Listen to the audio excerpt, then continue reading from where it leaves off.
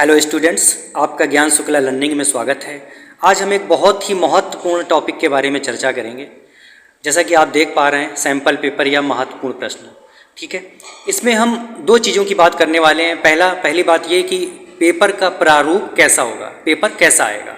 दूसरा, और जो प्रारूप में जो हमने प्रश्न रखे हुए हैं वो महत्वपूर्ण प्रश्न रखे हुए हैं जो आपके लिए बहुत ही ज़्यादा इंपॉर्टेंट होने वाले हैं, ठीक है।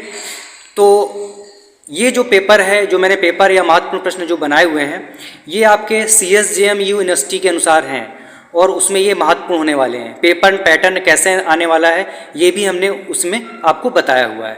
तो चलिए अपना ये टॉपिक स्टार्ट करते हैं और देखते हैं। देखिए, जैसा कि आप देख पा रहे हैं, खंड आ लिखा हुआ है। ऐसे ही आपको प्रश्न पत्र प्रश्न में लिखा रहेगा, उसमें लिखा रहेगा इस खंड में कुल 9 प्रश्न हैं, सभी प्रश्न अनिवार्य तथा प्रत्येक प्रश्न 5 अंक का है। देखिए, इस जो पेपर का समय निर्धारित किया है कानपुर यूनिवर्सिटी ने, वो कितने घंटे, 2 घंटे निर्धारित किया है, ठीक है।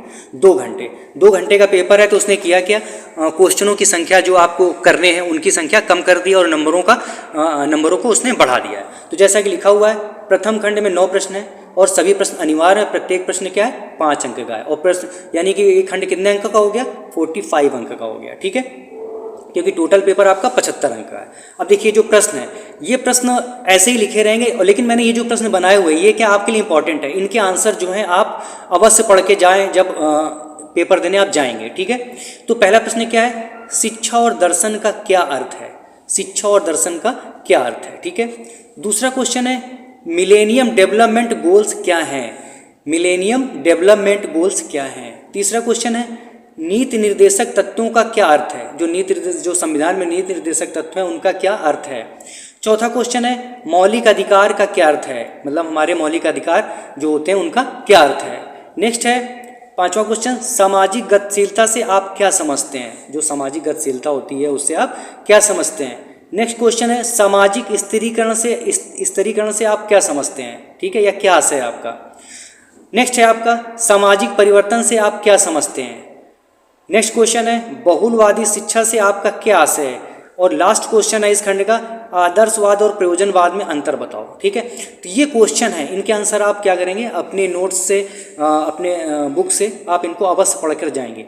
अब देखिए, ये जो प्रश्न है इनके आंसर आपको क्या है, लगभग आधे पेज का आपको आंसर लिखना है, ठीक है, या बोलें तो करीबन 7 लाइनें आपको लिखनी है। 7 लाइनों में इनके आंसर देने हैं, ठीक है। ये आपके क्या है, लघु उत्तरीय प्रश्न है और प्रत्येक प्रश्न कितने अंक का है, 5 अंक का। इस प्रकार ये खंड कितने अंक का हो गया, 45 अंक का हो गया, ठीक है। ये प्रश्न भी इंपॉर्टेंट है और जो मैं प्रश्न पत्र आपको दिखा रहा हूँ ये प्रारूप है प्रश्न पत्र का, कि ऐसे प्रश्न पत्र आपके पेपर में आपका जो प्रश्न पत्र इस प्रकार का आएगा, ठीक है।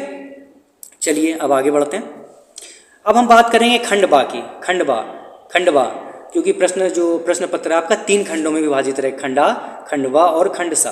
देखिए क्या लिखा हुआ, इस खंड में कुल 4 प्रश्न है, कोई एक प्रश्न हल करना है, प्रत्येक प्रश्न 15 अंक का है।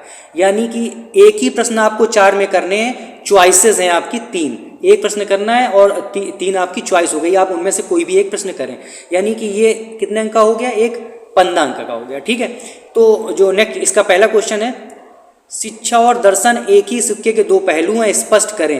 ये क्वेश्चन हो गया। या इसको घुमा के कैसे पूछा जा सकता है, शिक्षा की प्रक्रिया दर्शन के सहायता के बिना सही दिशा में अग्रसर नहीं हो सकती, स्पष्ट करो। मतलब क्वेश्चन एक ही है, उसको 2 तरह से आपसे पूछा जा सकता है। बहुत ही इंपॉर्टेंट क्वेश्चन है और इस पेपर में मैंने जो प्रश्न रखे हैं वो ऑलरेडी इंपॉर्टेंट तो सब हैं ही, ठीक है। नेक्स्ट क्वेश्चन है, निम्न पर टिप्पणी लिखो, वेदांत दर्शन, भगवद गीता। दोनों में आपसे क्या टिप्पणी लिखनी है आपको। ये क्वेश्चन कैसे हैं आपके, लॉन्ग टाइप क्वेश्चन है जो आपको करीबन एक पन्ना आपको लिखना पड़ेगा, ठीक है। नेक्स्ट क्वेश्चन है, आदर्शवाद से आप क्या समझते हैं, इसके मूलभूत सिद्धांतों का उल्लेख करें, ठीक है। इसके मूलभूत सिद्धांत बताएं और आदर्शवाद क्या होता है इसके बारे में बताएं। और मैं तो ये कहता हूँ कि आप पूरा आदर्शवाद ही तैयार कर लें क्योंकि ये इंपॉर्टेंट टॉपिक है, ठीक है। नेक्स्ट है, मिलेनियम डेवलपमेंट गोल्स व सतत विकास लक्ष्य क्या है, स्पष्ट कीजिए। ये क्वेश्चन आपका नेक्स्ट क्वेश्चन, यानी कितने क्वेश्चन हो गए, 1 2 3 4, जिसमें से आपको क्या करना है, सिर्फ एक क्वेश्चन करना है जो कितने अंक का है, 15 अंक का है, ठीक है। ये लॉन्ग क्वेश्चन है। चलिए अब खंड सा में जाते हैं।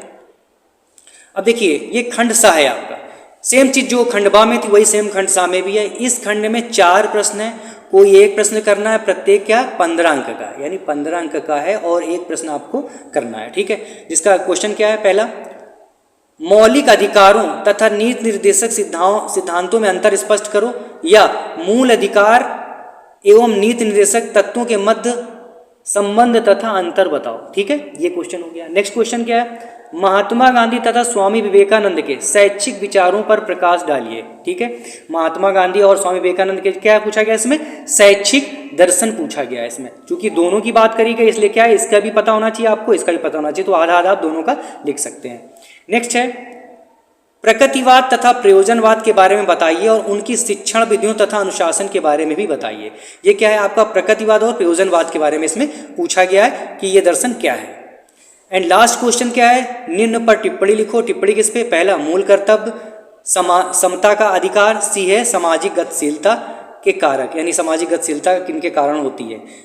ये क्वेश्चन है आपके, मतलब अब पहले जो आपने पहला खंड किया था उसमें आपने क्या किया था, आपका पहला खंड 45 का हुआ, फिर आपने एक क्वेश्चन खंड बा से किया 15 अंक का हुआ, फिर आपने खंड सा से किया 15 अंक का हुआ, टोटल कितना हो गया 75।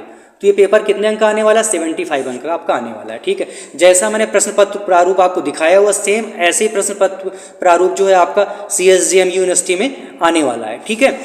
और एक चीज़ है जो मैंने क्वेश्चन इसमें आपके प्रश्न पत्र में रखे हुए, ये पेपरों की दृष्टि से बहुत ही ज़्यादा इंपॉर्टेंट है, और हम ये कह सकते हैं कि इससे कम नहीं तो आपका 60 to 70% क्वेश्चन पूछे ही जाएंगे। तो ये क्वेश्चन आप बहुत अच्छे से तैयार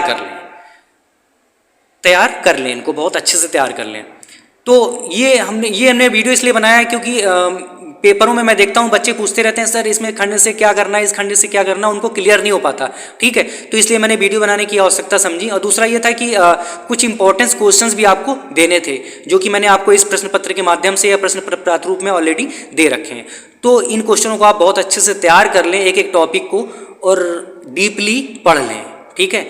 और ये अगर इतने क्वेश्चन आप पढ़ लेते हैं तो आप फेल तो भूल ही जाइए, फेल होने का नाम तो आप हो ही नहीं सकता, क्योंकि इसमें से करीबन आपके 60 से 70% क्वेश्चन पेपर में मेरे हिसाब से आने ही वाले हैं, ठीक है। तो आशा करते हैं ये जो टॉपिक है आपको बहुत अच्छे से मैं समझा पाया होगा, और ये जो टॉपिक है आपको प्रश्न पत्र हल करने में आपकी मदद करेगा, और ये जो प्रश्न है आपको पेपर में आपको मिलेंगे। इसी के साथ धन्यवाद।